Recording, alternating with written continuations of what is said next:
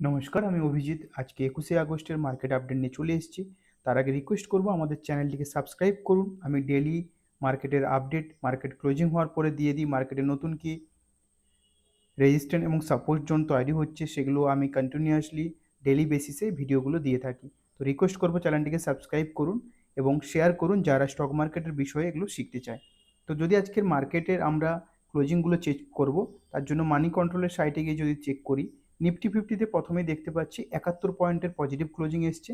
এরপরে যদি আপনি ব্যাঙ্ক নিফটির ক্ষেত্রে দেখেন, সেখানে ১১৭ পয়েন্টের নেগেটিভ ক্লোজিং এসছে। সেন্সেক্সের ক্ষেত্রে ১০২ পয়েন্টের পজিটিভ ক্লোজিং এসছে।